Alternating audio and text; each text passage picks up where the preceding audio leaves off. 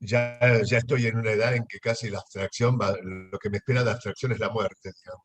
Pues las cosas son bastante concretas. Eh, eh, Mira, yo ayer a la noche estaba dibujando lo que se llama un storyboard, porque es muy posible que me encuentre a fin de año filmando una película como director, como actor y como co-guionista, porque esto lo hago junto con, justamente con Camila Mansilla. Y estaba muy cansado, porque ayer estudié Camila es mucho, maestra de la escuela. y ayer estaba cansado, y estaba, por otro lado, muy conmovido porque todavía me encuentro salvado por el trabajo, y cuando digo trabajo digo entrenamiento, porque en mí no se produjo tanta diferencia entre la palabra trabajar y entrenar. Yo no siento una división como que en una época me entrené y después empecé a trabajar. Yo siempre he encontrado un matrimonio entre el entrenamiento y el trabajo, porque siempre entendí el entrenamiento como parte del trabajo y el trabajo como parte del entrenamiento. De manera que no se me ha dado a mí esa sensación de entreno para trabajar. Para mí, entrenar y trabajar siempre fue un matrimonio casi donde no se hacía presente uno en la mesa, el otro se sentía viudo, digamos, o viuda. De manera que ayer me encontraba yo trabajando, entrenando, y pensaba qué cosa mi vida tan particular que sigo conmovido y con fe en, en, en hacer los deberes, ¿no? Eh, y yo me veía haciendo los deberes y me agarra tal ansiedad que siempre busco a alguien a quien mandarle que estoy haciendo los deberes. Porque he encontrado en el entrenamiento y en el trabajo siempre familia. Para mí mi familia es el trabajo, es el entrenamiento, es la ocupación. De manera que si una de tus preguntas es qué vínculo tengo yo con el entrenamiento o como entrenador, yo te diría que como entrenador intento comunicar y compartir una experiencia para todo aquel eh, que necesite o que quiera construir un albergue eh, que tenga que ver con su sensibilidad, con su necesidad. Eh, yo cada vez más me doy cuenta que para mí el trabajo o el pensamiento sobre el trabajo es casi casi te diría lo único que tengo, digamos, o lo más preciado que tengo. Y cuando como entrenador intento, como yo siempre les digo a la gente que viene a entrenarse al estudio, que por un ratito se entrena conmigo, les digo, miren, yo le pongo en la mesa aquellos alimentos que tienen que ver para mí con los alimentos que me ha tocado, que he conocido, que he elegido, que me han elegido. Yo no pretendo que ustedes coman de esto o crean que este es el alimento que finalmente ustedes van a seleccionar. Lo que sí yo les deseo, y cada vez deseo más, y cada vez con más preocupación, que las personas tengan alguien a quien seguir, o algunos a quien seguir, que tengan admiración, que tengan... bueno, ¿pasa algo? ¿El Date sonido? divagación. Alguien se conectó y le está acoplando el teléfono, el micrófono, pero fue Bueno, una decía que Ricky, mantenete atento a la pantalla porque si no, da el ejemplo.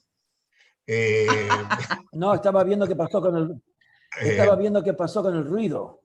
Perdón, eh, un minuto, Cris, silenciate, por favor. Ah, ahí está, ya está. eh, lo que yo les digo es a veces que yo me vuelvo al estudio, voy al estudio feliz porque encontré una frase de tal, o una película, y me doy cuenta que estoy comunicando a las personas que están ahí, le estoy comunicando admiración. Admiración que tengo frente a determinado autor, admiración que tengo frente a esa frase, admiración, agradecimiento, interés, discusión, lo que fuere. Y me encuentro últimamente preocupado porque le digo, ¿a quién admiran ustedes? Es muy importante sentir para mí admiración. Para mí la admiración es una nafta importantísima. Admiración significa qué cosa veo que digo quiero esto, qué cosa veo que digo admiro esto. Digamos, en principio, tomar contacto con aquello que crea en mí erotismo, pulsión, deseo, y después empezar a quererlo, a decir, bueno, yo quiero eso. ¿Por qué me conmueve? ¿Por qué me interesa? ¿Por qué me gusta? Y por supuesto que digo que no se dejen guiar por aquellos gustos que uno sabe que son políticamente correctos. ¿No es así? O sea, leerla para ti y cuando llega el maestro sacar Shakespeare. No, no creo en eso, de verdad no lo creo. Creo que hay que, y que en definitiva, aquellos seres que se mueven producto de admiración o de querer o de anhelar o de buscar finalmente esas personas se encuentran en la misma plaza. Y cuando hablan de su experiencia, el otro lo entiende. Yo puedo entender mucho más una persona que me diga la admiración que siente por, no sé, por Cacho Castaña, si le conmueve Cacho Castaña, y me siento mucho más unido a ese ser que una persona que presiento que me habla de Bach y no le pasa nada. Entonces, para mí, últimamente entrenar está muy relacionado a acercar a la persona, al ser humano que se acerca a mostrarle, digamos, en todo caso, mis admiraciones, mis movimientos, mis maneras, para que en todo caso se copie un rato y vea ahí, por supuesto, hoy por hoy también vos como entrenador estás acercando a la persona materiales que cada vez se están haciendo un poco más alejados, no sé, y que por otro lado estás también como sirviendo de unión de épocas, porque de golpe tenés un alumno o alumna de 20 años y esa personita también necesita que le acerquen los años 70, los años 60, los años 50, que le acerques autores, que le acerques directores, digamos, es también un poco la misión que uno tiene, establecer vínculos y establecer nexo.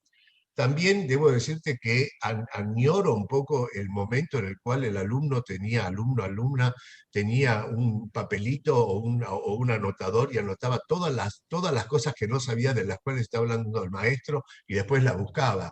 Vos sentís que hoy hablas de algo y el alumno sigue de largo sin darse cuenta.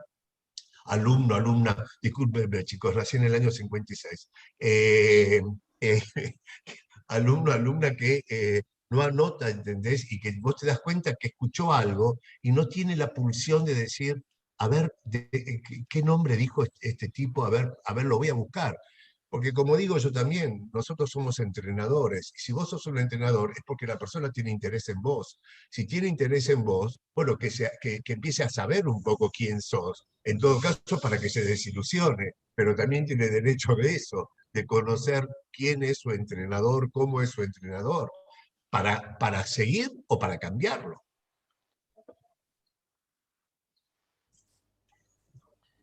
Eh, Entiendo. No, seguí. no, que yo no sé muy bien si estoy por la senda que debo, que interesa acá, no sé, pero bueno, Sigue la sigo. senda que interesa y seguí. Yo creo que lo que estás hablando, lo completo, es algo de lo que hemos hablado mucho con Fer, que tiene que ver con la admiración, pero que tiene que ver con la época de ser soldado o soldada, a gusto, con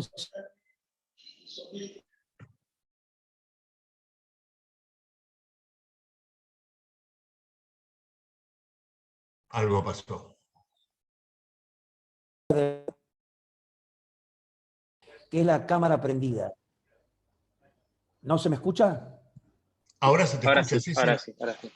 Que asocio mucho el trabajo de lo que vos hablás con respecto al entrenador, al soldado, soldada, y a esta mezcla de entrenar y trabajar y entrenar, a una fe infinita inherente a uno, que en mi caso la llamo la cámara prendida. La cámara prendida para mí es esa sensación de que estoy estudiando y de que la cámara está filmando una película que me incluye para que después grabe, como si fuera un continuo, como que todo incluye a todo. Así que entiendo perfectamente, porque yo también tuve esa sensación siempre. También entiendo que hay gente que a veces te dice, yo me acuerdo un día en una charla con Julio Boca, ¿no? Y que una alumna le preguntó, y ahí después te dejo con esa respuesta para que sigas viaje porque vas por el buen camino. Dijo, pero Julio Boca, ¿vos no tuviste un momento en que tenías miedo? ¿No tuviste un momento en que pensaste que la plata no te iba a alcanzar? ¿No tuviste un momento en que dudaste de todo? Y él ingenuamente la miró y le dijo, no, sinceramente, ese miedo no lo tuve. Y la alumna me miró y me dice, es raro, ¿no? Y yo dije, no, a veces sucede. Seguí vos. No, bueno, yo en ese sentido no le creo a Julio Boca.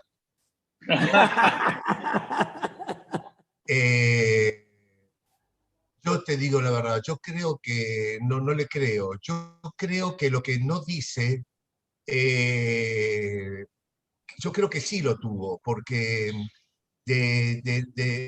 lo que creo es que, es que no sé, que no lo quiere decir, o que no admite algo, o no advierte algo, que es que el tema no es tener miedo, el tema es que hace el miedo con uno. Exactamente. De manera que yo prefiero decir, pero ¿cómo no voy a tener miedo? Miles de veces. Hoy mismo siento que tengo ese miedo y lo quiero seguir teniendo, porque ya me cuesta mucho separar el miedo de la acción. Digamos, yo tengo una experiencia donde aún con miedo he accionado, de manera que en un punto digo, che, ¿no será el miedo parte de mi acción? Entonces yo te diría que sí, pero la pregunta es, ¿y cómo fue que ganó lo otro? ¿Cómo fue el gobierno? ¿Cómo fue transitar con ese barco donde tal vez había 8 marineros con miedo? No uno, 8 marineros con miedo. ¿No es así? Y quedaba uno solo valiente, por ejemplo. ¿Cómo fue que el valiente pudo, entendés, arrasar toda la marea con con los otros 7 miedosos? Y digo, bueno, eso está en el espacio tal vez del misterio. Yo prefiero pensarlo así, porque no querría yo que cuando uno tenga miedo se sienta criticado o diga, acá hay un problema. El problema en todo caso es si el miedo ganó. Y ese problema habría que saber chequearlo al final de la vida de ese ser humano. Porque tal vez diga, mirá qué bárbaro, porque tuvo miedo, mirá la vida extraordinaria que construyó. No lo sé. La palabra miedo es una palabra muy particular, ¿no? Que puede tener muchos sentidos, ¿no? A veces hasta el miedo es bastante, uno dice, qué lástima que no escuchaste al miedo, porque a veces el miedo puede conducir, digamos, yo diría yo diría que para vivir necesitamos valentía. El hecho de la vida es un hecho que requiere valentía. Eh, y la valentía también contiene el miedo, porque si no sos valiente de que, digamos, que forma parte. Inclusive yo entiendo, la pereza forma parte del entrenamiento, porque es aquello que te ayuda también a entender si estás haciendo o no estás haciendo.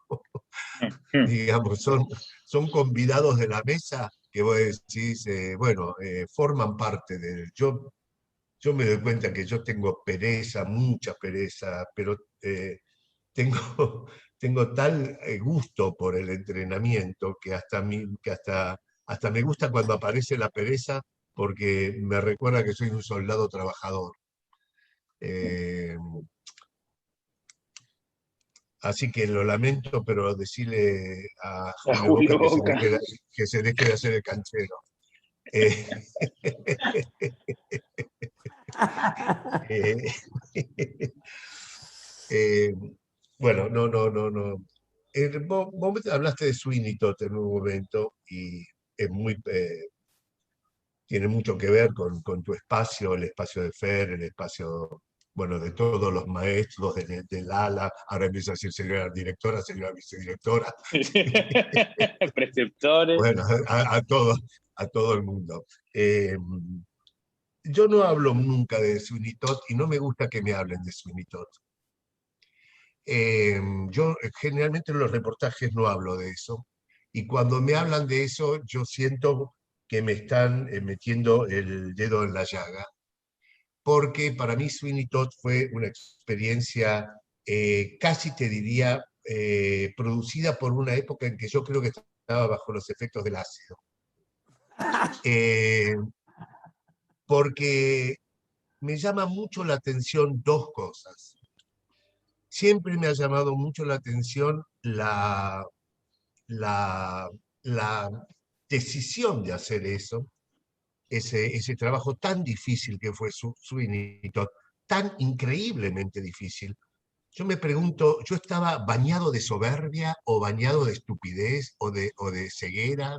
Yo no sé qué tipo de baño me di yo, pero estaba absolutamente, yo también creo que venía de muchas sensaciones de éxito y que eso me dio también una sensación muy grande de animarme a balanzarme a la ignorancia de alguna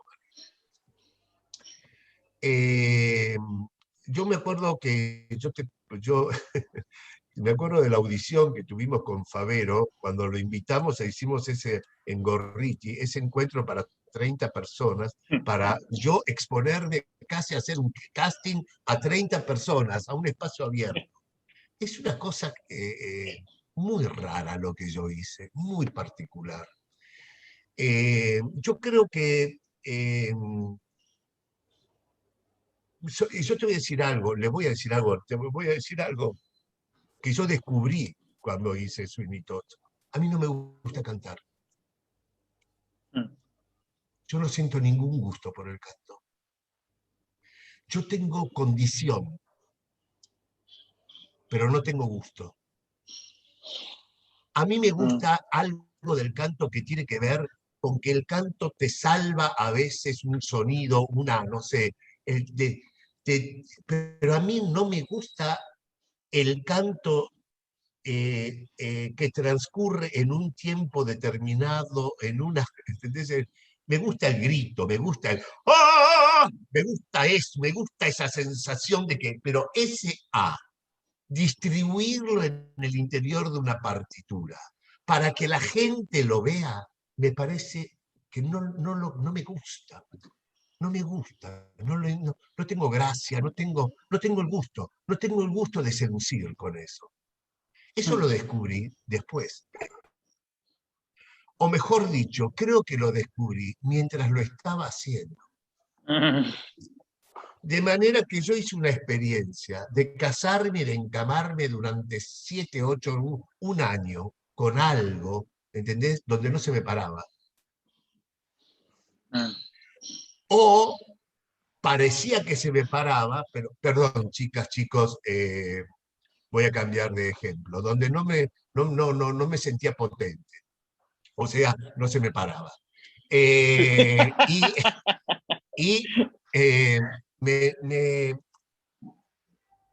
todo eso es algo que descubrí después.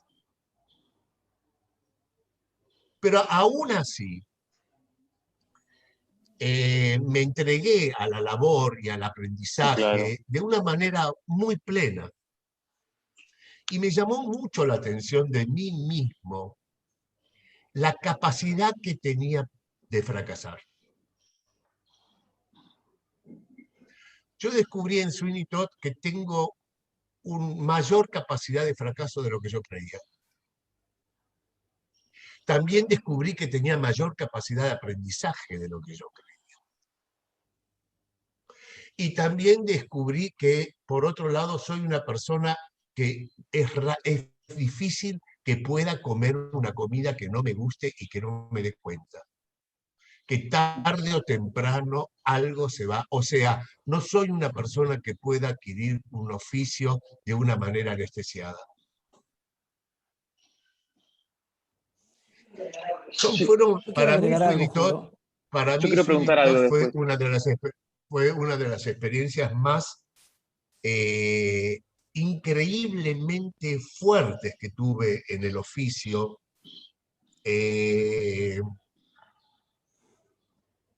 Y también una experiencia donde aprendí que aprender no significa necesariamente ser feliz ni estar contento,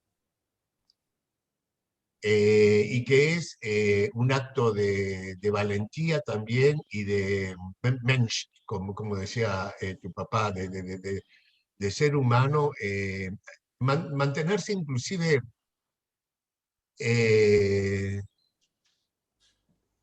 con la frente alta, aún en experiencias donde vos te das cuenta. Además, el mundo de la comedia musical es muy difícil, son muy despiadados, son muy chusmas, eh, son bravos, ar-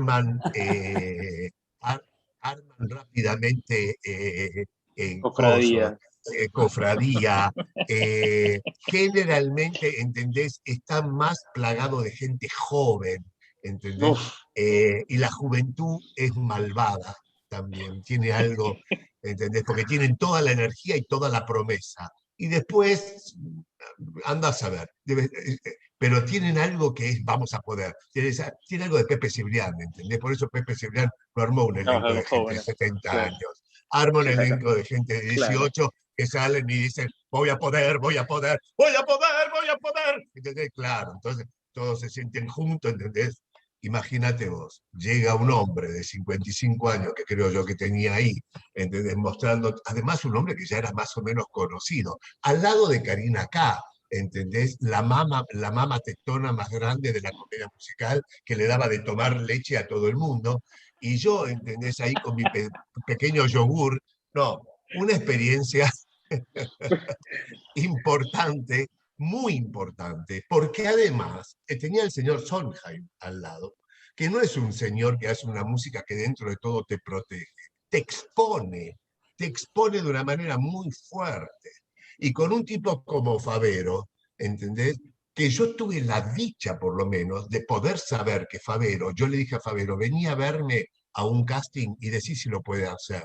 Se ve que Favero estaba cagado de hambre y dijo que sí, que lo podía hacer, ¿no es así? De manera que a- ahí yo Mira, ya, yo ya hice algo que fue inteligente, que fue decir, mira, si Favero dijo que sí, bueno, Favero dijo que sí. O sea, no es que él dijo que no. Me acuerdo que dijo que yo Yo iba a quiero tener que decirte estudiar una cosa mucho. porque me parece que... Sí, vos querías No, que lo que hable de quería... Sweeney Todd. Hable de Sweeney Todd. Se te vació ya. Sí.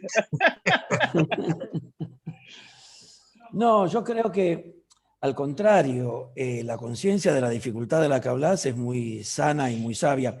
Pero creo que hay algo que no estás diciendo también, que es parte de lo que te pasó a vos con Sweeney Todd, porque vos podías haber agarrado, y muchas personas también te lo dijeron, una obra más sencilla del repertorio de la comedia musical. A vos la historia de Sweeney Todd te gustó, a vos te gustó la música, y vos elegiste entrar por el camino más elevado de la comedia musical con una partitura muy compleja a conciencia.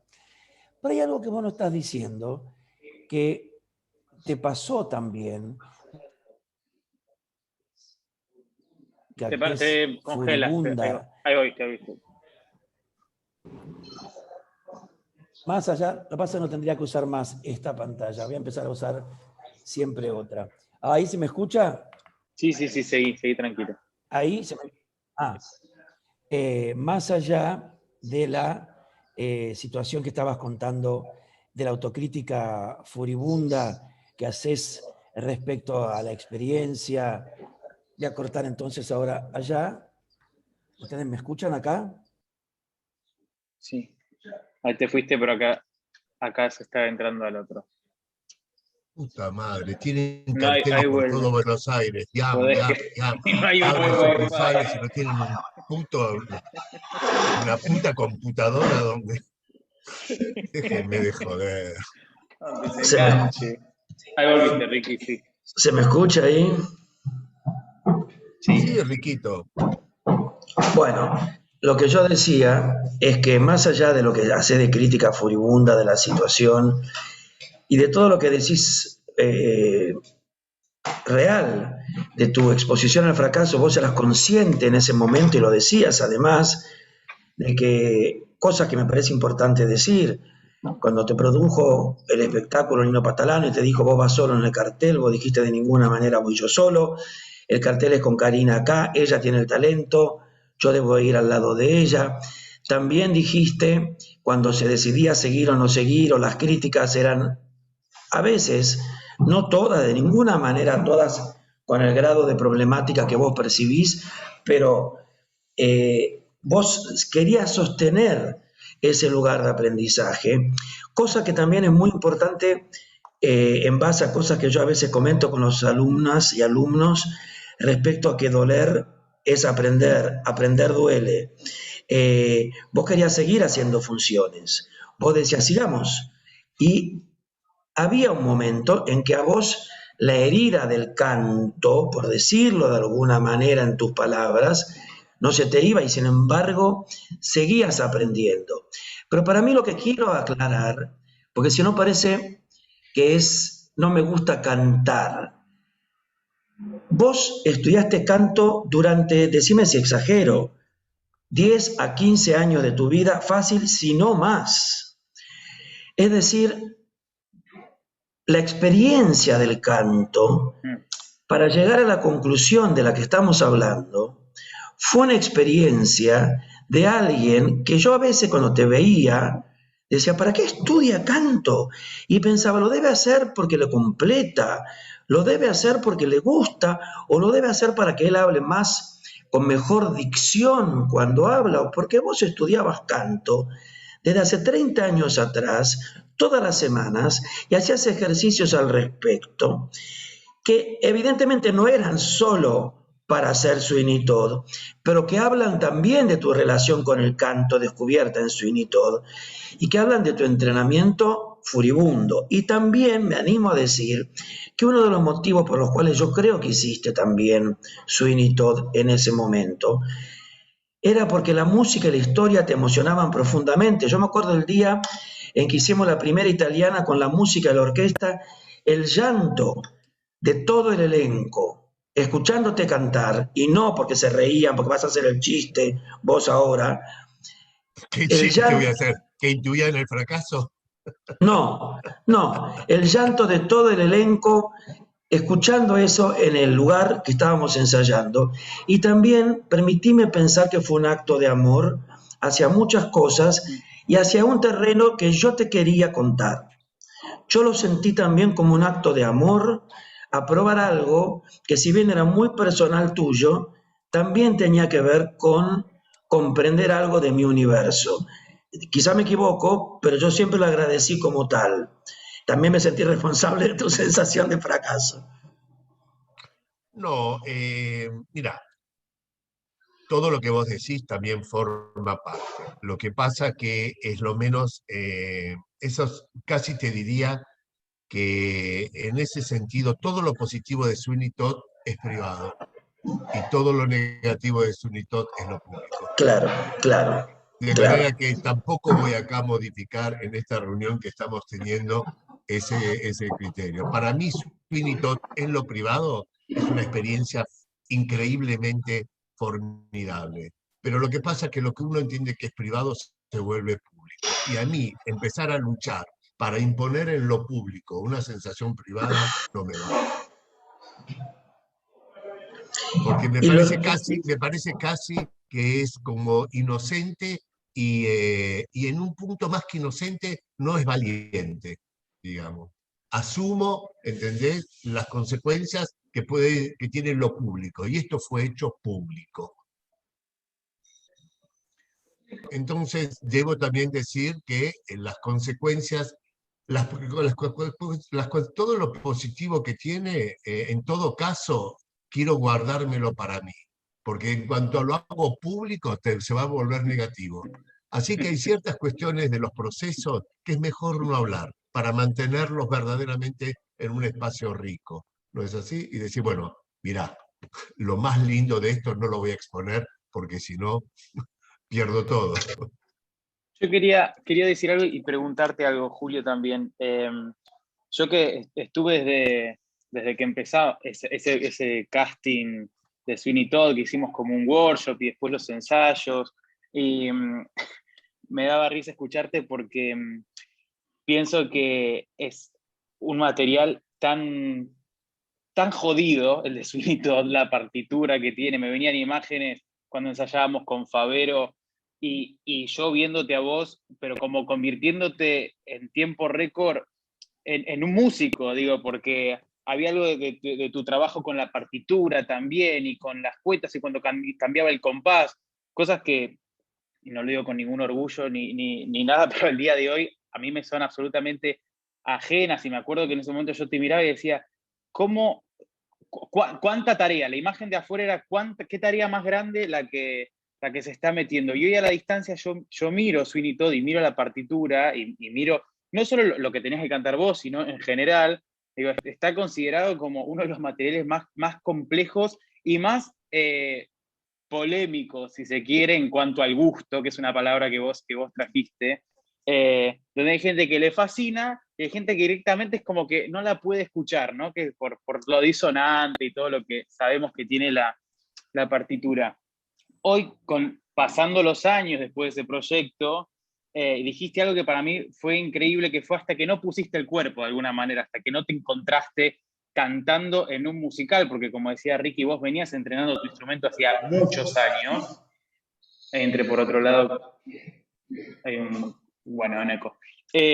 Hasta que no pusiste el cuerpo y no vivenciaste el hacerlo y hacerlo a fondo, por esto que decía hoy, porque de verdad que la imagen era que estabas ocupándote de todo y más también.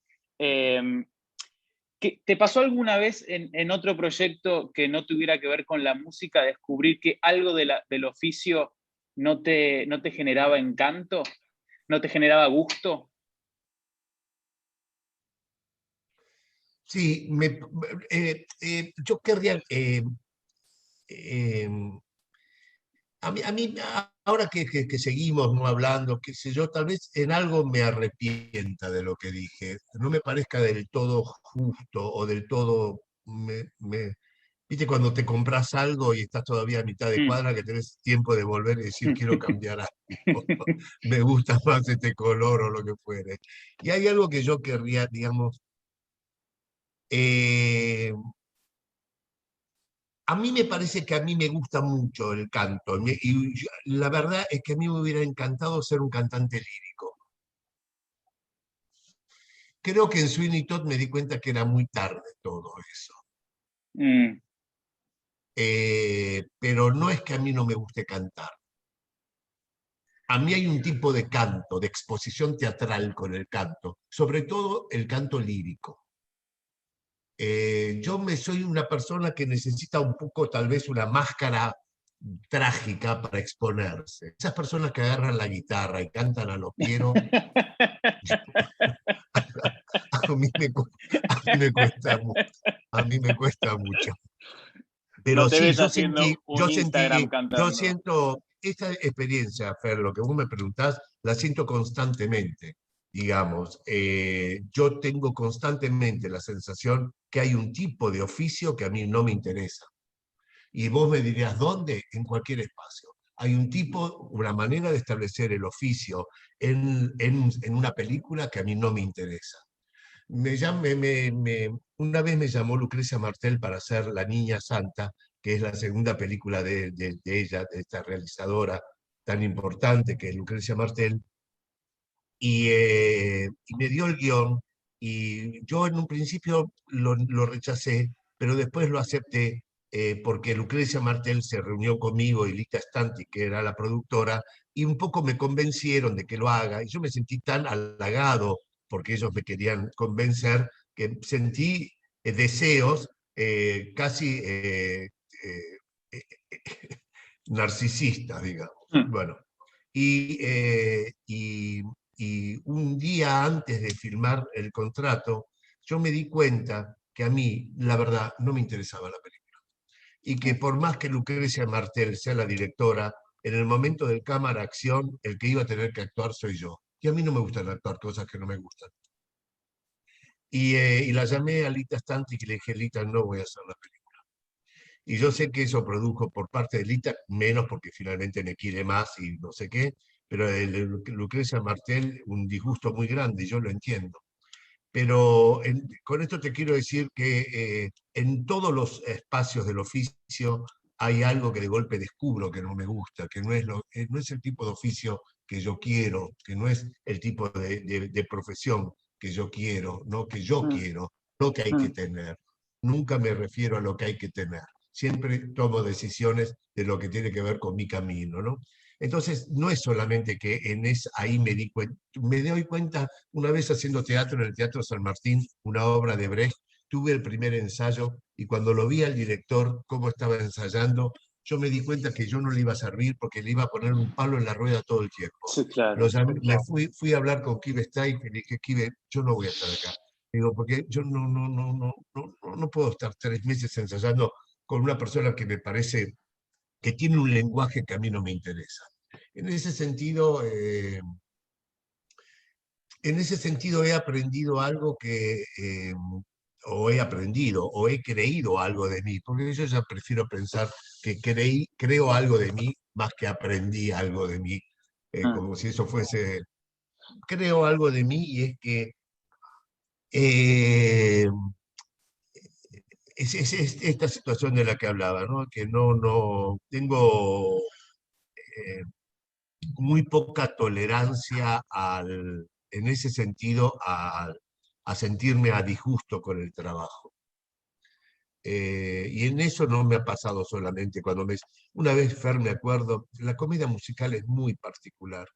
Yo he vivido una experiencia haciendo comedia musical con ustedes que yo digo, estos son despiadados. La comedia musical es despiadada. A ver, ¿Y cómo? A ver, ¿qué te acordaste?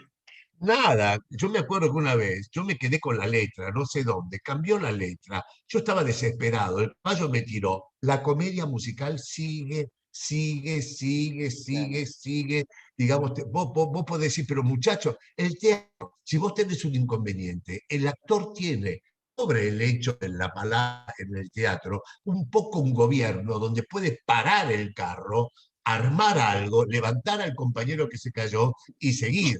La comedia musical, ¿entendés? Todos siguen a la orquesta y sigue, y sigue, y sigue, y sigue, y sigue. Y decís, pero estos hijos de puta son despiadados, ¿entendés? Y por Sí. supuesto, tenés que correr detrás de la partitura y ver en qué nota te volvés a trepar, pero la partitura no va a parar. Eso es muy fuerte. Es Mm. algo que si no está, porque es muy poderoso, hay que tener un entrenamiento muy fuerte, ¿sabes? Muy fuerte, inclusive para no quejarte de la piedra que te clavaste en el pie. Digamos, hay que seguir y hay que seguir y hay que seguir y algo que... Pero ese hay que seguir requiere un instrumento que pueda seguir, ¿no? También la comedia musical es muy, en ese sentido, es muy delatora. Mm. La gente, ustedes hacían chorus line, Ricky, los chicos saliendo del chorus line tienen que estar con una disponibilidad para ponerse la careta del asunto que hay que contar, que no es muy delatora cuando no te pones la careta correcta. No es esta o aquella. Hay que montarse en un rol muy fuerte y muy claro, ¿no? Eh, y justamente también por eso tal vez es más difícil que aparezcan personalidades. porque también es tan fuerte la careta que parecería ser que construye personalidades. En la persona que tiene personalidad tiene que también romperla. Sí. Tiene que animarse adentro de la comedia musical a ser diferente. Y ser diferente en el interior de la comedia musical es un riesgo. Entonces, yo no sé si las personas que son diferentes lo hacen a voluntad, ¿no es así? Pero hay referentes tan fuertes, es tan fuerte la referencia de la música o del baile o de lo que es cantar y lo que es el gesto de la comedia musical, que ahí irrumpa algo personal es tal vez más difícil que lo que es en el teatro, el otro tipo de teatro, lo que quieras llamarle. Es muy difícil. Porque además hay que hacerlo con una alegría y con una certeza que parece ser que es una elección. No, no amerita las medias tintas. En ese sentido, la comedia musical es brutal. Ya te das cuenta en el saludo, ¿entendés? Hay que saludar con onda, aunque que al lado le gritaron bravo, hay que salir creyendo que también te gritaron bravo, ¿entendés? Entonces, no es que te gritan, al lado le gritaron bravo, el otro salió y más o menos el sombrero lo saca más o menos. Lo tienes que hacer con la misma energía. En ese sentido, es muy similar al motivo por el cual yo admiro a los bailarines. El bailarín, entendés que tiene talento, en un punto se entrena tanto como el que no lo tiene. El que no lo tiene no puede no entrenarse como el que lo tiene. Y el que lo tiene no puede entrenarse como el que no lo tiene.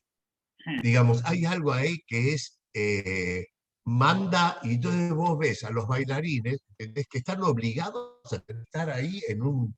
No existe la pirueta sin ganas. No se atrevería nadie a hacer eso. Entonces son elementos de la comedia musical que son muy fuertes y que pueden construir sin lugar a dudas expresión y pueden construir sin lugar a dudas eh, eh, frustración. Yo, Julio, te escuché una vez, perdón que te interrumpa, pero lo que estás diciendo me resuena tanto porque te escucho y, Ricky, ¿sigue la bueno, gente o se fueron yendo? sí, ¿Cómo viene la mano? estamos pico de rating, estamos en el mejor Vos avisa, momento. vos avisame, Ricky, Cuando porque, dijiste lo de Sweeney fuimos perdiendo un par de vacantes, pero pero está bien. no, yo te escuchaba, yo que te conozco más por lo que Ricky cuenta de vos y bueno, trabajando juntos, y también esto que voy a contar fue en un verano que entrené en un seminario con vos y dijiste una cosa que para mí fue increíble, porque yo siempre te asocio mucho, en tu vocabulario es tan preciso lo que decís, que siempre va de la mano con lo que hacemos nosotros, que es lo que decías vos recién, ¿no? Como la nota que es la nota, el saludo que es el saludo, hay una cosa como la máscara, una ola que hay que montarse porque si no te pasa por encima. Y una vez estabas hablando de un ejercicio que alguien estaba haciendo de una escena y, y lo paraste, volviste a empezar, hablaste de algo y dijiste, ¿por qué piensan que la actuación no es como una partitura? Me dice, la nota también es la nota en la actuación. Me dice, no es tan fácil darse cuenta, pero cuando es la nota, es la nota. Y para mí eso fue muy revelador y algo que repito mucho, porque algo que hablábamos con Ricky cuando armábamos el programa de estudio de IAM, es que decíamos que, bueno, el canto y la danza son más buchones, quizás, ¿no? Como si alguien desafina, quizás todos nos damos cuenta que desafina de alguna u otra manera, si alguien se cae de la pirueta, más o menos te das cuenta, pero si alguien actúa bien o mal, es como que ahí ya entra una zona medio gris, ¿no? Como que... Y me acuerdo cuando vos dijiste eso, para mí fue muy claro, porque ordena también a la hora de entrenar. Digo, hay un objetivo cuando uno está entrenando un instrumento para contar algo o para trabajar un material de ficción o construir un rol o lo que sea. ¿Cómo crees que se, más allá, obviamente, estoy haciendo una pregunta enorme, ¿no? Pero digo... Sí, es una pregunta enorme, pero es una pregunta que hoy me preocupa muchísimo y me ocupa mucho en el entrenamiento y mucho porque en ese sentido, como bien decís vos, los grises aparecen mucho en el teatro, los puntos de vista, las particularidades, las épocas, En ese sentido, el hombre cambia mucho, el ciudadano cambia mucho, las tribus cambian mucho, las circunstancias cambian mucho y la manera del lenguaje en lo popular, en lo cotidiano, va cambiando mucho. Entonces, estamos ahí en una tierra de una proliferación muy enorme que es el hombre cuando habla. Cuando habla es el hombre cuando habla y es infinita las posibilidades que tiene. Lo que yo sí creo es, y ahí me apoyo absolutamente en Stanislavski en este caso, porque lo estoy estudiando y porque creo que él, como muchos, es cuando habla, justamente Stanislavski habla de la música. Cuando dice, tocando un tema que yo, pobrecito, a la gente que se entrena conmigo los estoy torturando, bueno, que dice de su vida y todavía comprende que él no ha terminado de entender lo que es el hablar, el decir en escena, que él advierte que ha trabajado toda su vida, ha preparado su instrumento, pero advierte que todavía la vivencia que él comprende, que él siente, que él presiente, en el momento en que se transforma el lenguaje expresivo, o sea, en forma hacia el afuera, algo él siente que no termina de poder articular lo que le pasa con esa manera de hablar. Y vuelve a decir que sigue prisionero de formas teatrales, de pretensiones teatrales que impiden que la palabra se comunique. Y ahí dice, hasta que fui el otro día a escuchar música y comprendí que la vivencia contiene música. O sea, no una música anticipada, sino cuando vos ves un ser humano que está comunicando una vivencia, esa vivencia tiene musicalidad, tiene tiempo, tiene cadencia, tiene forma, tiene altos y bajos, tiene una manera de ser comunicada. Y que el actor tiene que intentar de estar preparado para que esa musicalidad se produzca. O sea, que él dice que hay en el interior de la vivencia una orquesta que está esperando poder sonar. Pero cuando digo esto, no es una música anticipada. Los seres humanos, cuando vos lo ves en la calle y dice, por ejemplo, Nati, la perra. Nati, la perra, la manera en que dijo eso es música. El actor tiene que percibir que hay algo ahí que necesita ser expresado y distribuido en el interior de una forma que Stanislavski dice que es musical.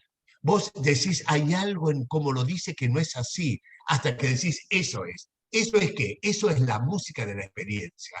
Esa es la música de la experiencia comunicada con esas palabras. O sea, y él dice, qué vergüenza, hace 50 años que subo al escenario y estoy equivocando, ¿qué hice con el texto? ¿Qué hice con el texto? Porque comprende que el texto está, entonces, él hace una unión muy importante entre lo que puede llegar experiencia y la palabra. Julio, yo te quería decir algo porque me quedé muy sorprendido con lo que estás diciendo, muy sorprendido, porque esas cosas que pasan en la vida... ¿Para bien o para mal, Ricky? No, para bien, para bien. Porque... Decilo rápido. No, porque pasa que yo no sé si soñé hoy a la noche, creo que lo soñé.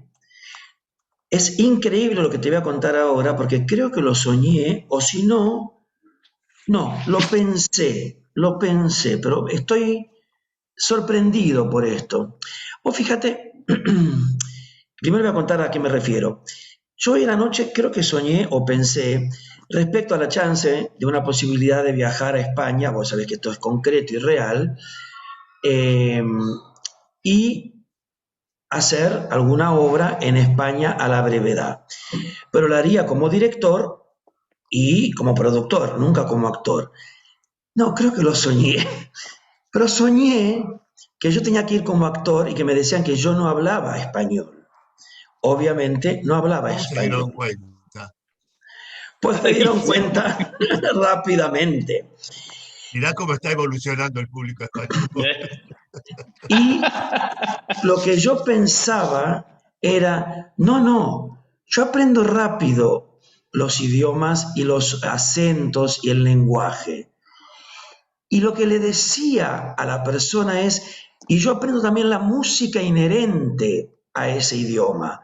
Yo entiendo que si estoy hablando, y le hacía ejemplos de varios idiomas, imitando la musicalidad, siguiendo este ejemplo que vos diste.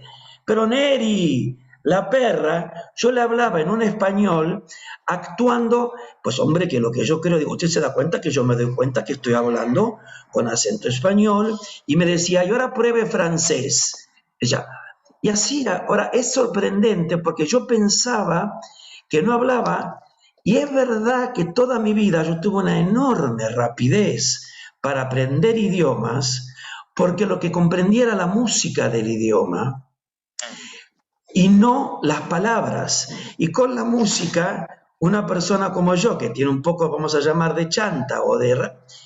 Ahora, es muy sorprendente porque vos estás hablando de algo que para mí es lo mismo en el propio idioma, porque la musicalidad y la orquesta inherente a nuestro propio idioma no puede estar anestesiada por el solo hecho de que sea nuestro idioma. Hay que estar con el oído perceptivo de que los roles y la orquesta de nuestro propio idioma requieren también sonar en las circunstancias no tan cómicas como lo que yo soñé, sino de esto que vos decís. Es muy, pero muy atractivo el tema, porque además, en términos de clases de canto, cuando yo trabajo el canto como director, no como maestro de canto, no hace falta ni aclararlo, yo las clases de canto que doy, como una canción a nivel ni siquiera interpretativo, te diría teatral como director, lo que digo es, estás demasiado preocupada por querer crearte una imagen en la palabra, como si dijeras arbolito, pececito, y querés tener imágenes de pececitos. La palabra decila que suene en la nota que tiene que sonar, pero escuchá la música, sé música. La música, si está bien escrita, te va a decir lo que tenés que actuar. Me parece que vamos en un camino similar, lo que estoy diciendo, aunque estoy abriéndolo bastante. No, porque Pero claro, la única diferencia de lo que vos contás es que en todo caso el cantante tiene la suerte de que la vivencia está construida en la música ya y que él tiene que comprender cómo esa vivencia está ahí.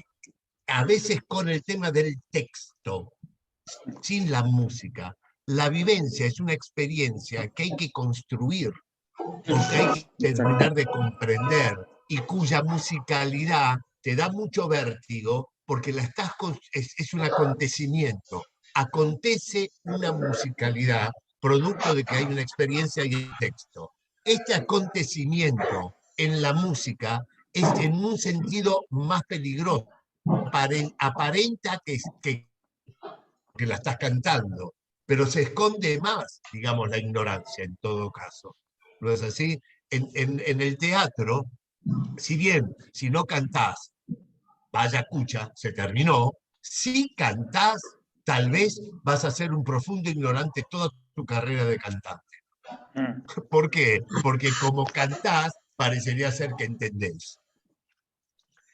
También los actores, que no somos cantantes y que estamos con con el texto hablado, también dice Stanislavski justamente que el actor aprende florituras o maneras, o aprende a tener una buena dicción y un lindo tono, y parecería ser que de esa manera se resuelve el problema del hablar, del decir en escena, ¿no? Yo en este momento como entrenador estoy muy fascinado, muy interesado con eso, porque además eh, advierto, y ahora nos metemos en la época de la pandemia, si querés, que era un tema que vos querías hablar también, que la expresión está siendo profundamente atacada por muchos lados.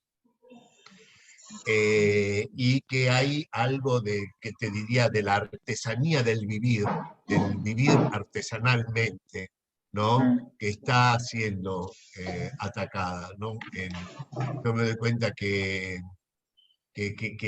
todos estos temas, inclusive empezamos a estar, por esta situación de la pandemia, perdiendo el espacio donde esto pueda uno llegar a ejercitarlo, ¿no? Que no es para mí el espacio del Zoom el lugar para experimentar esto de lo que estoy hablando, ¿no? Hay algo del cuerpo en el espacio, del cuerpo al aire libre, casi te diría del cuerpo expuesto al mundo que se siente relegado. Esto, hoy por hoy, me gustaría más ser el hombre en la intemperie, teniendo que soportar el viento y la lluvia, que el hombre protegido mirando una computadora, ¿no? Verdaderamente añoro eso. Quiero volver a la sensación de la naturaleza como enemiga, pero no como enemiga por un virus, sino como lugar donde hay que sobrevivir, donde el lugar donde hay que poner el cuerpo, ¿no? En ese sentido, hoy, esta situación que la entiendo y que por supuesto que se la agradece y todo, yo no soy, no digo no quiero computadora, no quiero Zoom, no, en muchas cosas, pero tengo miedo, no es así, de que por algún motivo se me esté restando, se me haga más paralítico de lo que en verdad debería ser, ¿no? O más necesitado de lo que debería ser. Y eh, me gusta en ese sentido recuperar la imagen del hombre con el palo en la tierra, ¿entendés? Cazando un jabalí. De alguna manera me es. Entonces, para mí, nuestro oficio, que es el oficio del hombre y la expresión, el hombre y la escena, este oficio humanitario que tenemos, porque somos de un oficio humanitario, esto tiene que ver con la humanidad, sin lugar a dudas, esta situación lo pone muy en jaque, ¿no? Como también me pone muy en jaque la experiencia y en ese sentido yo me critico a mí mismo, que relaciono mucho la expresión con la productividad. O sea, ser expresivo es un negocio que da plata y que da cosas. Y en este sentido, hoy ser expresivo, no sé si es un negocio. Entonces, cuando hablamos de la expresión, cuando hablamos de lo humano, cuando hablamos del texto, cuando hablamos del hombre y sus escenas, ¿no es así? Vuelvo a sentir yo que no sé muy bien a qué espacio me refiero, porque los espacios están por ahora como clausurados en ese sentido. Pero no dejo de sentir que ese es un tema. Entonces me pregunto, bien está bueno volver a entender que la expresión humana es tribal, tiene que ver con la tribu, es un hecho casi como los antiguos que construían lenguaje mitológico o la mitología como necesidad de grupo, de algo. No sé, empiezo a sentir que la expresión ha sido absolutamente tomada también en el mundo de la gestión económica, administrativa, político-social. Pero que hay otra, digamos, hay otro hecho de la expresión humana, entonces el fenómeno de la expresión, esto que llamamos el hombre es una expresión, el hombre es una escena, que no se termina con que si vamos a seguir haciendo cine o no cine, si hay teatro o no hay teatro, que tiene que ser más que eso, me imagino, porque si no es de suponer que si nos cuartan eso, no hay expresión, no hay teatro, no hay hombre, escena, no hay necesidad de hacer de la expresión una escena. Y supongo que sí, el tema tiene que ver con que no va a dar plata, o hay que cambiar, ¿entendés? No va a dar prestigio, o lo hacemos tribalmente, y entonces ¿quién es la estrella del espectáculo? No sé, muchas cosas que pienso que en mí están atacando este tema también de la pandemia. Yo Una, entreno y me pregunto, ¿para qué entreno? ¿Para qué espacio estoy entrenando? ¿Y qué te respondes? Para volver a recuperar los espacios. Pero la pregunta es que los vamos a recuperar. Pero la pregunta es, no, que yo también me digo, podría también aprovechar el sentido de la expresión, tal vez en este momento en que de ausencia. ¿Eso qué quiere decir? ¿Que podrías entender que la expresión es algo que no va dirigido a la recuperación del espacio conseguido, sino a otro lugar? No es solamente un hecho productivo. O sea, que puede ser, a mí me asusta mucho cuando me entero de que hay grupos que hacen experiencias teatrales, ¿entendés? Me asusta mucho porque digo, uy, que no se apionen, que en verdad pueden todos hacer teatro. Porque fui formado de una manera en la cual, ¿entendés? Era para algunos y para el que es absolutamente burgués. Sí, Esta experiencia también a mí me pone en jaque en relación a que yo estoy constituido de una manera determinada también. Y la expresión también está constituida en mi interior, en un sistema determinado. bueno, lo que pasa es que lo que vos decís es muy importante en el sentido de que habla de un ritual donde la expresión o el desarrollo del entrenamiento está vinculado desde los últimos siglos incluso a una relación laboral desde la expresión y que eso, si desaparece, ataca nuestra percepción de cómo es nuestra relación con eso. Sí, Eso lo... pero te quiero decir algo. También yo he advertido algo en la pandemia. Yo soy una persona que competitiva, necesitada, ambiciosa. Tengo todas las enfermedades, espero que no todas, pero casi todas. Pero también he advertido que por algo mágico de la vida, que no sé qué mierda es, nunca fue todos estos temas más importantes que mi desarrollo en el mundo de la expresión. De manera que aún la pandemia no me encuentra desprovisto de vitamina para poder seguir ocupándome de lo expresivo con la misma felicidad y la misma fe que siempre. Y Bien, y yo, para, eso también es producto de que yo en el tiempo me doy cuenta que he adquirido en la misma labor, en el mismo hacer, la justificación. yo creo que es una respuesta y creo algo más antes de darle espacio a los chicos que quieran preguntar. Creo que hay algo más, Julio, que vos tenés en este momento. Esta charla para mí tiene un valor muy importante, porque Fer pregunta, yo pregunto, ahora van a preguntar los chicos, pero también estamos hablando no de lo que sería tips para estudiar canto, es una charla que tiene un lugar casi filosófico, expresivo, no importa, no es para hacerlo solemne, reflexivo, humano sin lugar a dudas. Y hay gente de todas las edades, y chicas y chicos, que están escuchando atentamente, quizá algunos se aburra. Eso no lo sabemos. No, atentamente están. Hay que ver si les interesa, puede aburrirse, todo puede pasar. Pero no estamos hablando de la teoría del teatro o cantar con la A y no con la J.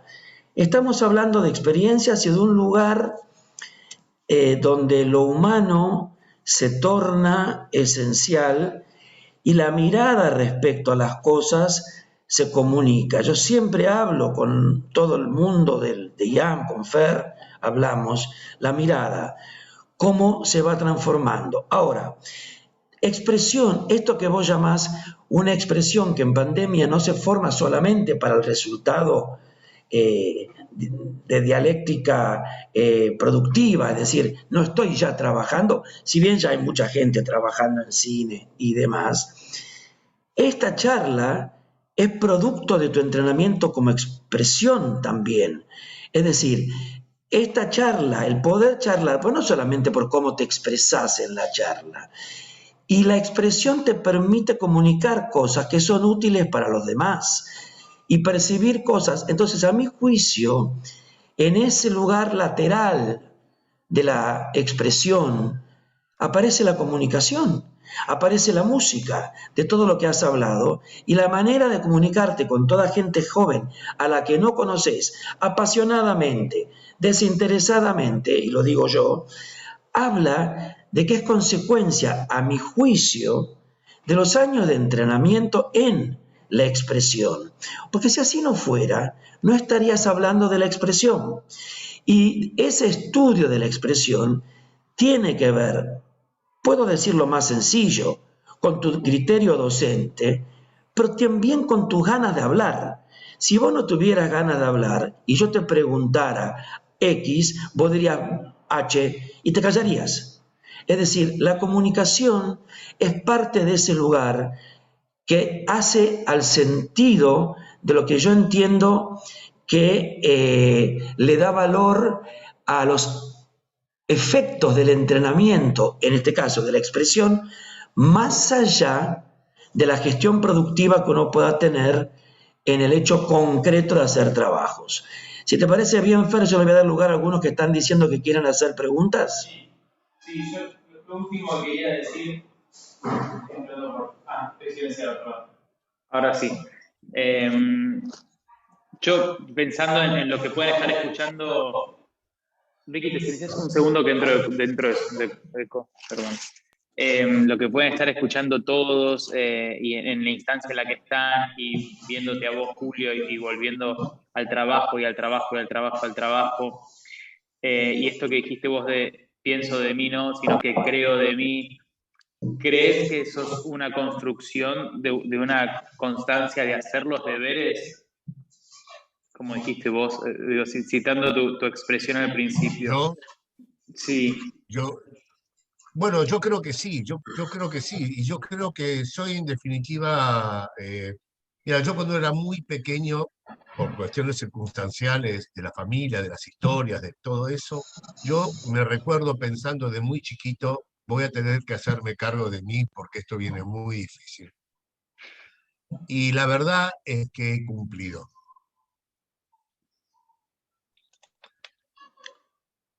Hecho. No solamente he cumplido, sino que sigo cumpliendo y tengo la certeza de que eso que yo, ese pensamiento, me lo he tomado en serio. ¿Y quieres que te diga algo? Yo creo que hay cosas en la vida que hay que tomar en serio, que cada cual dirá, pero la seriedad existe.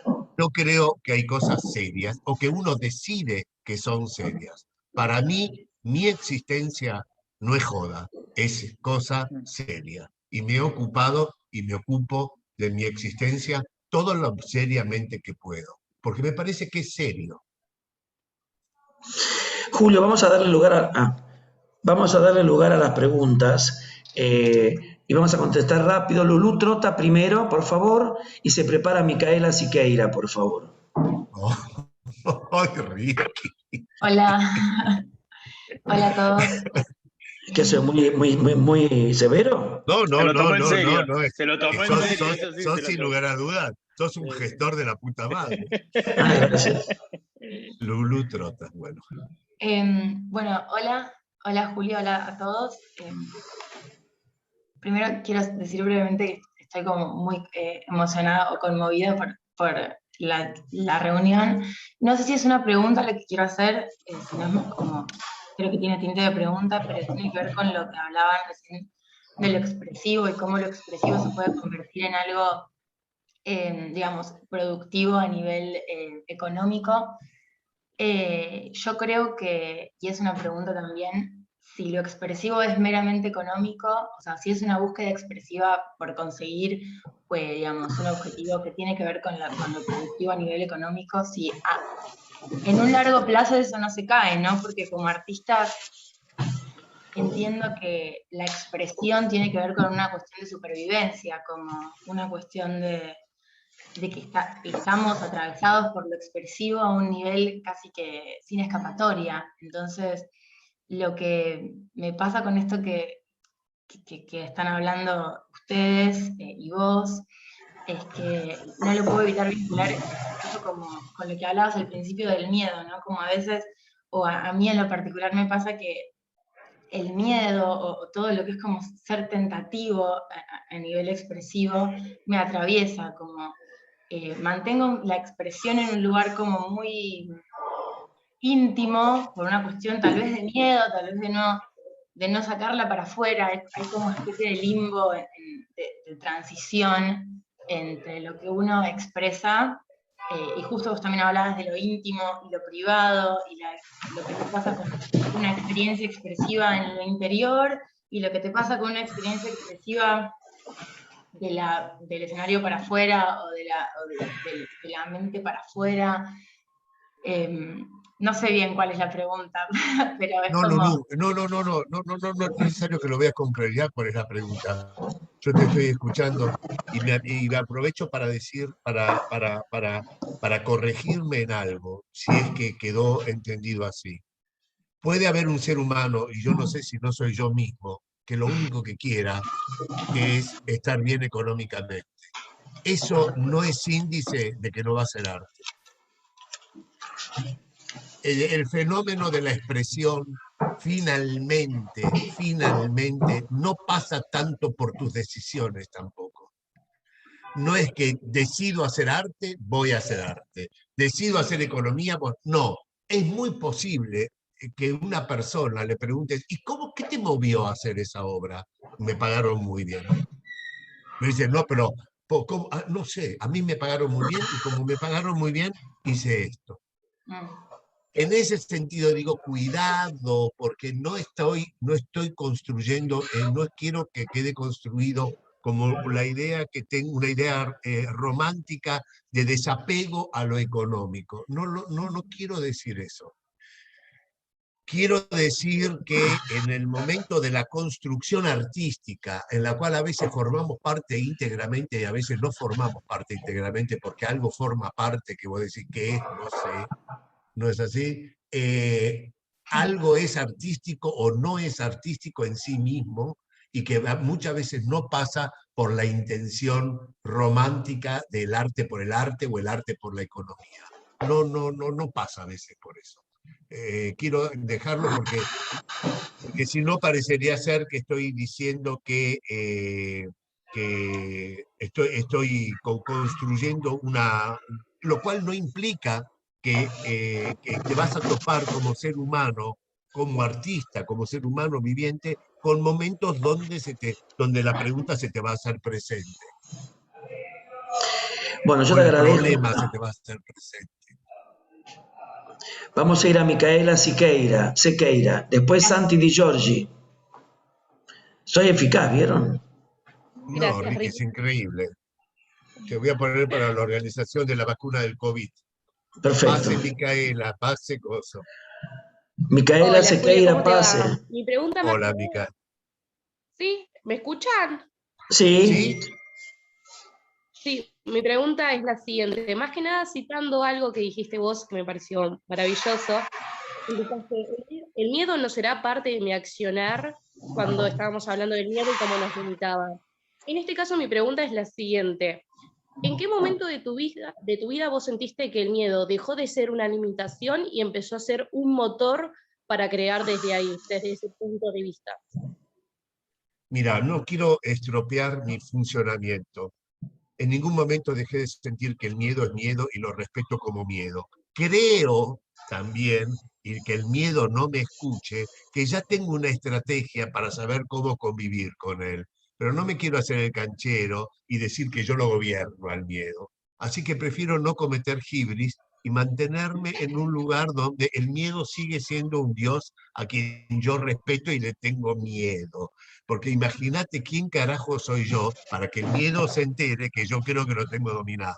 ¿Sabés lo que va a venir, no? Va a venir una venganza fatal. Y Así que siguiendo, lo que digo es como una manera de creer algo, es una manera amorosa, pero prefiero mantenerlo también al miedo en un lugar importante, ¿entendés? Y no decir, yo hice una alquimia y ahora uso al miedo. prefiero que Claro. el miedo también forme parte de algo misterioso, que está ahí, ¿no es así? Que forma parte y que tal vez, ¿no es así? Como lo he respetado y lo sigo respetando, no me come, no me muerde, ¿no es así? Mantiene una relación, digamos, por ahora respetuosa conmigo. Entonces no querría serme el gobernador absoluto de decir, he aprendido a gobernar el miedo, he aprendido a usar al miedo, porque la verdad es como para decir, entonces deja de ser palabra miedo. Le estoy sacando la característica al miedo, que en un punto tiene que ver con lo oscuro, lo que no se sabe, lo que se desconoce. Imagínate vos quién carajo soy yo para decir, he gobernado a lo que se desconoce. No, soy un boludo, digamos. Gracias. Un boludo sin miedo.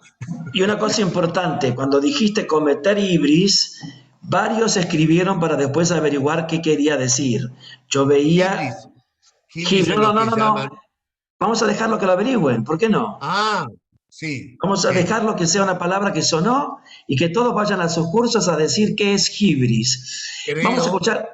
Creo que es con H-Y, si lo buscan, creo. Perfecto. Vamos a ir a Santi Di Giorgi y después a Liborel, porque se me van. Si me salteo alguien me avisa porque todos no van a llegar. Bueno, hola, ¿se escucha? Sí. Bueno, Sí, ¿qué tal? escuchamos. Primero, muchas gracias. Yo tengo una pregunta, la tengo anotada acá, que me quedó en cuanto a lo que es el tema de la musicalidad. A mí me pasa que tengo como una especie que creo que tenemos todos como seres humanos, el hecho de tratar de etiquetar o bajar todo el tiempo a tierra lo que tenemos en nuestra cabeza. Entonces, como dijiste que era me pasa que en relación al subtexto, yo lo tengo anotado como, podría decirse que la musicalidad y el concepto del subtexto, del decir una línea, van de la mano. Es decir, hay puntos de conexión, es más fácil sentar raíces en ese concepto como para no perder la cordura de nosotros como seres humanos a la hora de bajar conceptos y no volar tanto. Es decir, poder acercarse un poco más a este concepto de la musicalidad. Sí. Es muy acertado lo que decís. Sí, señor. Para mí es así. De todas maneras, es algo que yo voy comprendiendo. Yo no querría armar ley para todos. Yo prefiero decir que esto puede ser útil para cualquiera, pero no para todos, entendido de esa manera. Por ejemplo, Claro. yo te estaba escuchando, Santiago, y yo decía, mirá cómo la naturaleza de Santiago, su color, su humanidad, su cabeza, su particularidad, se expresa a través de unas pausas que hace en el transcurso de su relato o de su pregunta. Esa manera que vos tenés en ir distribuyendo las palabras o las sílabas en tu pregunta, relata una vivencia que se llama Santiago, relata una naturaleza. En cuanto yo intento copiar un poquito la manera en que vos tenés de ir distribuyendo musicalmente estas palabras, en la manera en que yo pueda copiarte, voy a ir comprendiendo algo de tu humanidad. Porque algo tenemos los seres humanos, y eso creo que sí que lo tenemos todos, y es, yo no puedo entender lo que hace una vaca, yo no puedo entender lo que es ser un toro, pero puedo entender lo que le pasa a un ser humano. ¿Por qué? Porque yo lo puedo copiar. Y copiando algo de lo que él hace, yo puedo capturar una vivencia, puedo capturar una experiencia. De manera que vos, en la misma manera que tenés de ir distribuyendo tu pregunta, estás manifestando que hay una vivencia, hay una experiencia que se llama Santiago, que en ese momento vos estás en contacto de poder empezar a comprenderla. Otra cosa hubiese sido, si hubieras dicho, disculpa, una pregunta, de alguna manera yo me puedo relacionar esto con lo que es el subtexto. Esa manera de ir distribuyendo, esa manera de crearle música a lo que vos decís, también, si yo la repito, tomo contacto con una naturaleza determinada, con una vivencia determinada. De manera que sí, llamale Santiago subtexto, llamale vivencia, llámale sostén, llámale como quieras, Perfecto. ¿no? Es eso que aparece, que finalmente es tan importante, porque para nosotros que nos dedicamos al arte tiene que ver con lo que aparece, con lo que acontece, ¿no es así? Que es un asunto que está buscando lenguaje. Un asunto que está buscando lenguaje. El problema es que el lenguaje no agote, no ahogue al asunto, ¿entendés? No se crea superior que el lenguaje. Y ahí estamos nosotros en el medio, ¿me entendés? Intentando construir o hacer un matrimonio de dos soledades. Un lenguaje sin asunto es como un viudo, y un asunto sin lenguaje es otra viudez. Y lo que uno intenta hacer es construir matrimonios. Lo que digo yo es que la música es un lugar donde se producen matrimonios. Perfecto. Muchas Vamos gracias. a ir, me parece que me salteé a David Frías. Vamos a tener para máximo 3 preguntas, incluidas estas. Díganme quiénes son las otras 2 personas que están. Ya te digo. Después de Santi, seguramente Julio otro día va a volver y vamos a tener más. David, no lo Porque veo, pero Hola. eso es un medium, sos ahora, Ricky, Sí, va a volver Julio, lo voy a volver a convocar. yo soy gestor, soy medium y hago Medium. la vacuna COVID, soy el que reparte. Todo eso soy yo. Julio dijo que va a volver. Sí. Julio le manda un saludo a Cristina. Dice. Sí, es así. David. Viene para bueno. que te digo, viene David, después Nicole y después Cecilia Castro. Ok. ¿Se me escucha ahí? Sí, David. Ah, ¿qué tal? Julio, frente a la pandemia que obviamente paralizó a nivel mundial a los artistas, frente a las redes que hacen que se viralice muchísimo más el tema del arte, pero que no tiene un escenario y tantos otros lugares donde no existe el escenario. ¿Qué pensás del futuro de los artistas que necesitan de un escenario para justamente expresar el arte de cada uno? Que no van a tener ese espacio, que va a aparecer. Si como decís vos, es una necesidad, va a aparecer. Por algún lugar se va a ir gestionando y va a aparecer. Digamos, acá tu pregunta tiene varias cuestiones de las cuales algunas no voy a espacios de pensamiento, ¿no? ¿Cuánta incidencia debe tener el Estado en la aparición de esos espacios? Por ejemplo, ese es otro tema. ¿Cómo entre el mismo grupo de artistas vamos a colaborar para que se produzcan esos espacios? Eso es la pregunta. También yo te voy a decir una cosa, el ser humano ha sido, y por el momento, hasta el día de la fecha, bastante egoísta y jodido. No sé si la pandemia va a resolver ese problema. Ahora advertimos que es necesario solidaridad. Es una solidaridad que yo no he encontrado muchas veces. Es cierto, tal vez la pandemia la construye. Vamos a verlo, está bien. Pobre pandemia tiene muchas responsabilidades y mucha pretensión. Digamos, yo veo que uno dice, estamos preocupados por nuestro espacio. ¿El espacio de quién? ¿De quién estás hablando? ¿Del espacio de quién? ¿Quién está preocupado?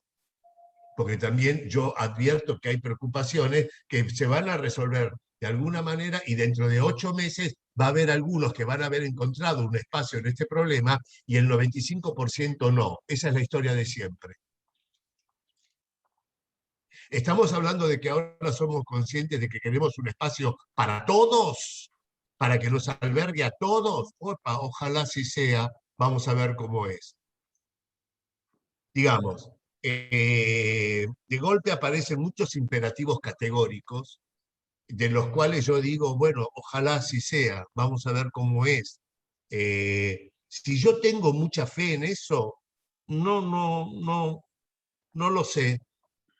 Yo tengo en ese sentido, un hacer bastante individual. Yo te podría decir bastante egoísta.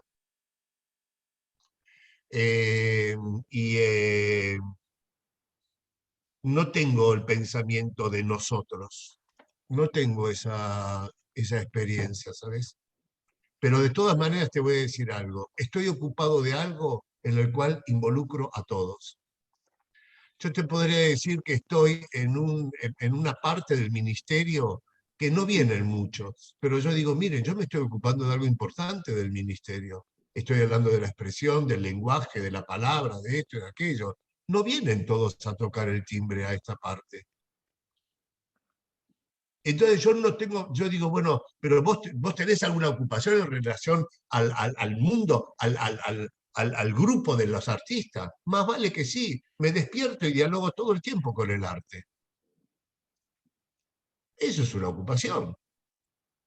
Claro, voy a decir, bueno, pero ¿esto en qué resuelve? ¿Ah, en qué resuelve que todos comamos? Ah, no sé. Entonces, estás preguntándome a mí, que soy una persona que en un sentido está en un espacio, tal vez, de discusión, ¿me comprendes? No soy de los que ponen en este momento que los que sienten que ahí está el problema. Yo sigo sintiendo que para mí los problemas de los cuales a mí me he encargado siguen siendo otros problemas a veces, como por ejemplo el subtexto, la palabra en acción, cosas que voy a decir, pero ¿y eso qué es?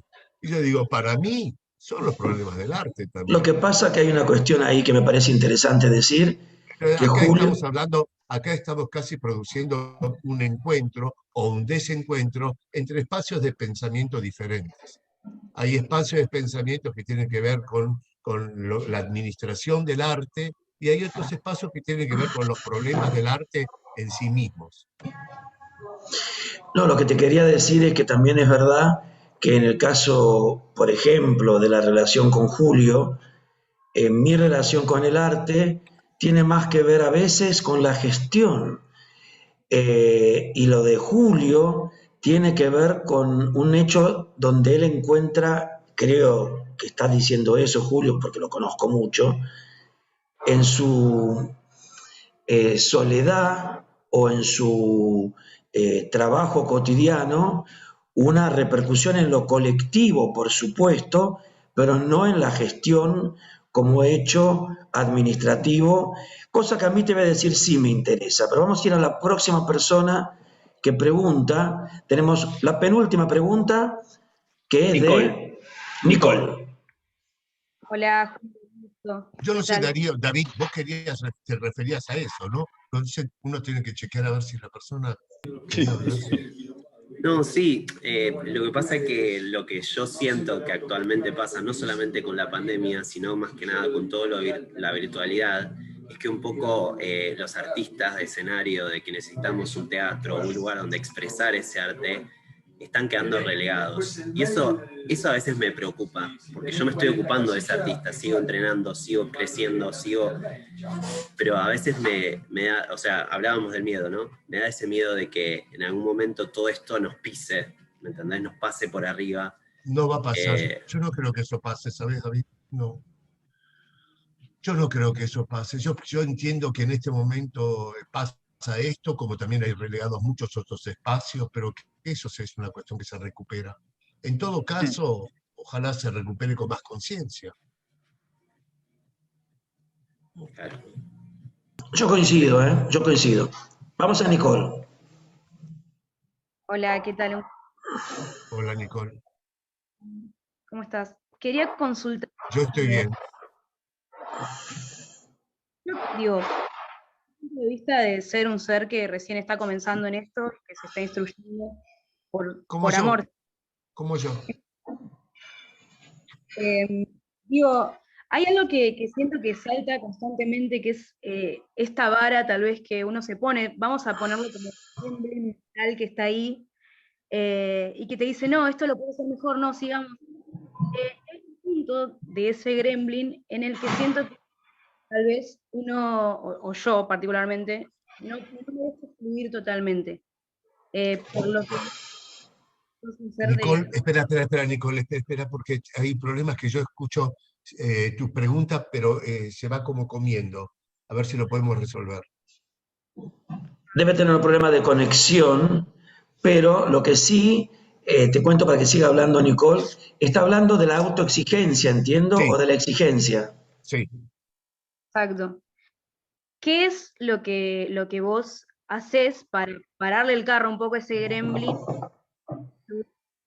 y hacerlo? Y por otro lado, ese pequeño Julio, el que recién comenzaba, ¿qué le dirías de hoy, digamos? ¿Qué le dirías al Julio de hoy? Es una pregunta. Y la otra pregunta, cuando aparece la alto exigente de la vida, la alta exigencia, ¿cómo la vas frenando? Bueno, mira, yo te voy a decir dos cosas que pienso en relación a cuando una personita como vos, que sos tan joven y seguramente tan talentosa, plantea cuando dice la autoexigencia. A mí me parece que si no es autoexigencia, ¿qué va a ser? Es autoexigencia. Vos estás hablando de un exceso de autoexigencia. Bueno, ahí te puedo decir que ahí intervienen a veces para mí algo que es la soberbia, y que no es exigencia, sino es soberbia. De decir, ¿entendés? Y ahí yo vas a tener que chequear vos si es soberbia o autoexigencia. Decirte, che, esto puede salir mejor, no me parece que está nada mal. Ahora, decirte a vos misma que tenés una opinión de vos mucho mejor de lo que haces, yo te diría, y bueno, tal vez ahí hay soberbia. No lo sé, vos tendrías que ver, número uno. Número dos, con este tema de no te exijas tanto, ¿viste? Bueno, no te exijas tanto, no te exijas. La gente muchas veces te dice eso porque se aburre de tus problemas. Entonces es una muy buena manera de que el otro te manda a guardar. Bueno, no te exijas tanto, porque tienes las pelotas llenas, ¿entendés? De que vos manifiestes tus problemas. Entonces uno te dice, bueno, por eso te digo, a veces los problemas que uno tiene con uno mismo no hay que comentarlos, porque la gente se aburre.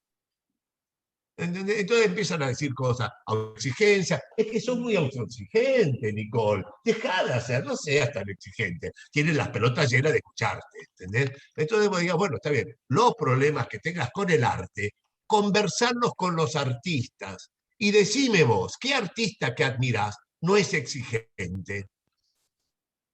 Si lo hablas con tu prima Yolanda quiere hablar del novio, de vos, ¿entendés? Cómo te fue el fin de semana, ¿sí? ¿Entendés? Qué sé yo, de otras cosas. Entonces, habla del arte con tus contemporáneos o con los pasados.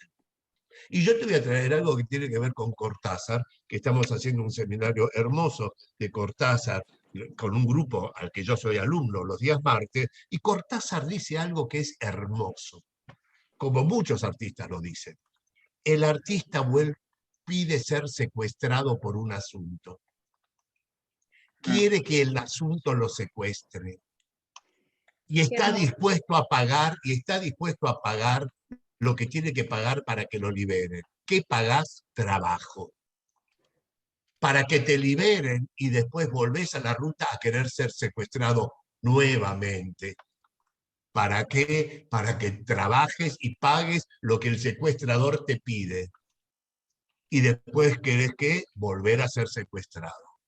Si eso no requiere exigencia, ¿y qué querés que hacer? Si estás buscando algo tan hermoso como ser secuestrado por un asunto, entendés que eso mismo te haga trabajar, te haga florecer, bueno, sí, merece que vos digas, che, esto es difícil, aquí hay que poner laburo. Ahora, si sos tan soberbia que a partir del primer paso, ¿entendés? Dices, ay, pero me duelen las piernas. Bueno, no seas tan exigente. Bueno, vas a tener que charlar un poco con tu grupo interno porque hay problemitas. Entonces yo te diría que en ese sentido, agarrá a los grandes, agarralo a Pessoa, agarrá a quien a vos te guste, agarrá a los Beatles. Y me gustaría saber, no sé, ya digo los Beatles como si fuesen modernos. La reputa que me parió. Bueno, agarrá, no sé, la concha, no digo los Beatles y creo que tengo pelo. Agarrá, no sé, agarrá a Rihanna, agarrá a Beyoncé. Mirá lo que es el documental de Beyoncé. Y mirá lo que Beyoncé se dice, no sé cómo se dice, Ricky. Sí. Beyoncé. Y fíjate lo que es, hacen un documental de que ella ha laburado. ¿Y por qué crees que lo hacen? ¿Porque es una torranta vaga y se está rascando el higo? ¿Entendés?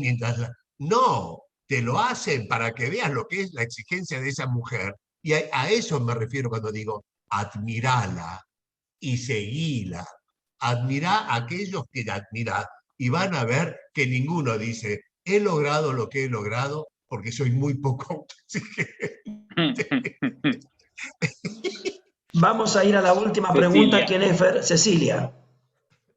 Castro. ¿Me escucha acá? Ahora. Sí.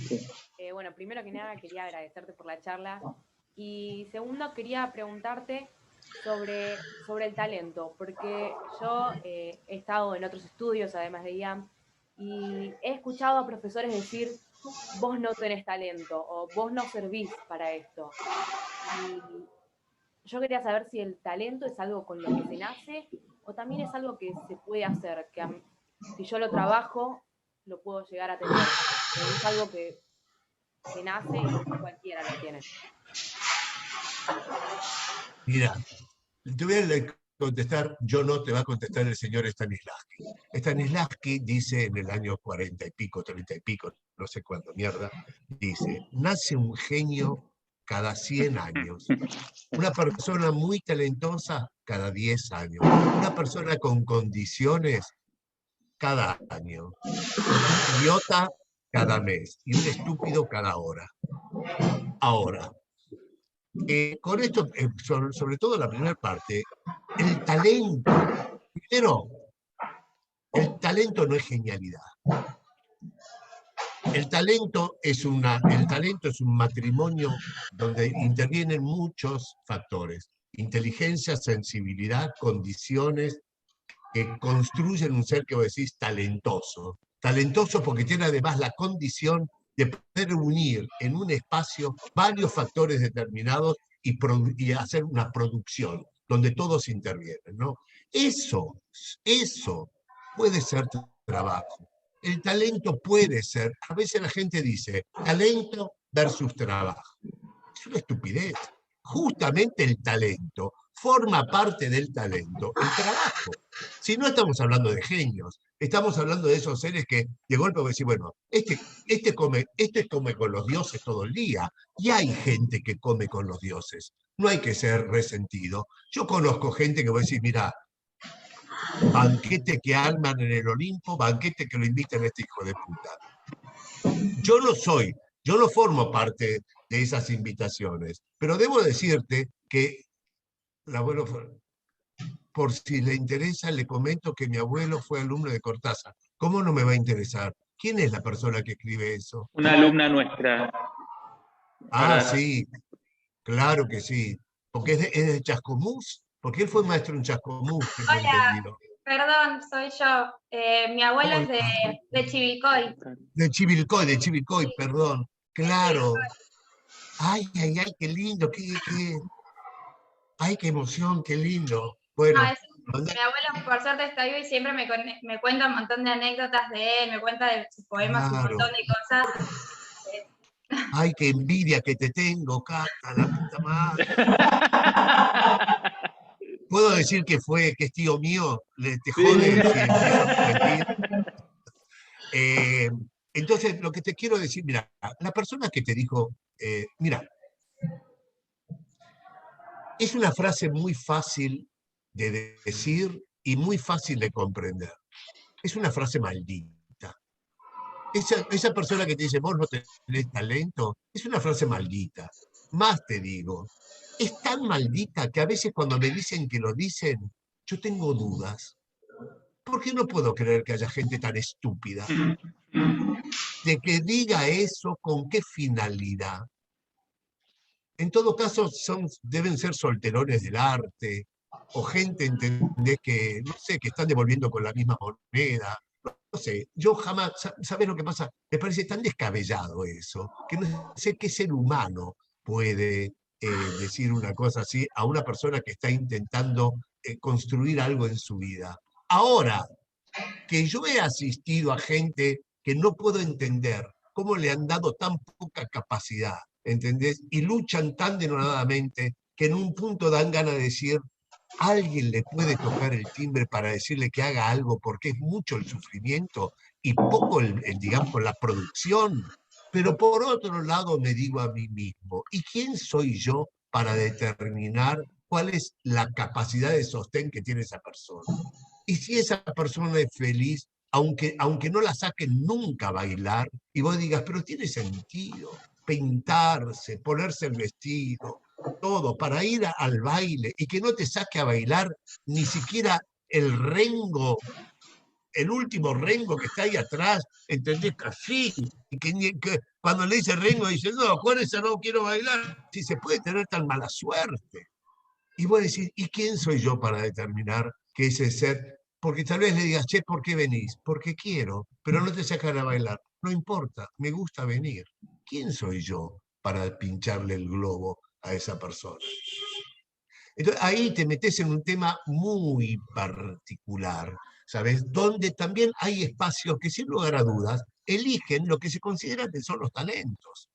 Pero también hay muchos otros espacios donde no está el talentoso, está el que le gusta la labor, el que le gusta el hacer, el que le gusta... Pero claro, después están esas personas, ¿entendés?, que se presentan a un casting, que están buscando a la reina de la primavera, y en esta época además, donde parte de la productividad de las cosas tiene que ver con decir, es para todos, ¿eh? Es para todos. Y como se quiere tener mucha gente, entonces parece ser que cualquiera, que todos pueden venir. Y vos decís, qué sufrimiento. Se está presentando un casting. Buscan a la reina de la primavera que sepa bailar y sepa cantar. Y mirá cómo se presenta, con qué condiciones. No lo sé. Pero, digamos, esa gente que te dice, vos no tenés talento, y en un lugar de aprendizaje, y bueno, esa persona está... Es maldita, ya lo dijiste vos. Está maldita. Julio, vamos a tener que ir cortando. Quisiera que Fer cierres, yo voy a cerrar después y vamos a seguramente, quiero decirles a todos, tenerlo a Julio cerca más veces, va a dar algunos seminarios en IAM, dentro de IAM, no solamente en el mismo edificio. Fer. No, bueno, nada, Julio, agradecerte. ¡Me vendió todo! Está todo. Chicos, quiero decirles que estoy vendiendo latas con el nombre de Julio Chávez. No tenés escapatoria ahora.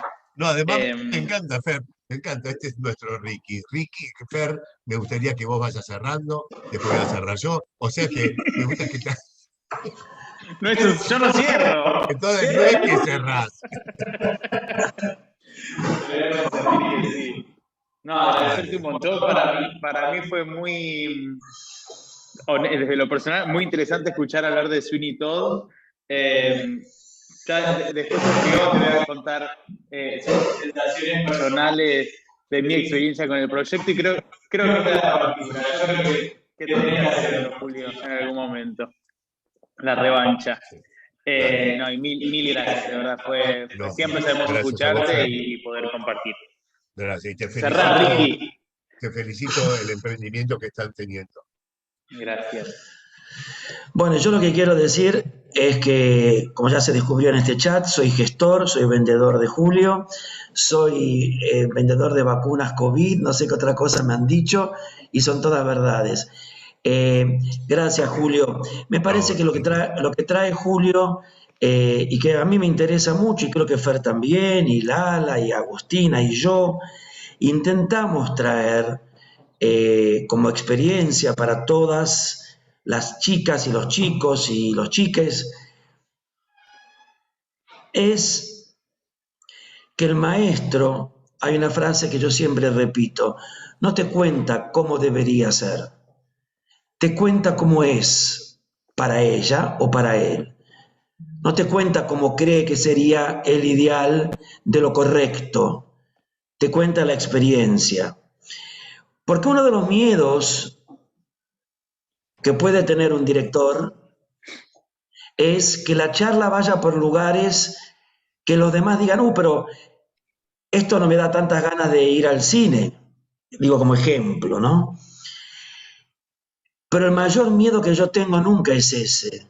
El mayor miedo sería crear, y siguiendo las palabras que el entrenamiento es trabajo y el trabajo es entrenamiento, una percepción de que hay una diferencia.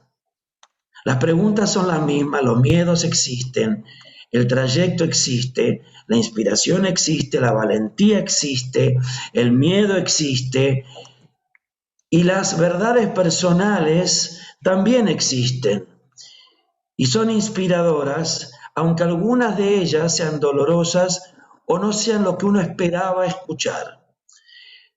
Yo siempre me alegro de poder contar con Julio, porque en el mejor sentido, y a veces en otros, nunca es lo que esperaba escuchar, es lo que es. Así que te agradezco mucho, Julio, por eso. Vicky, pero ¿qué esperabas? Yo hago lo que vos quieras.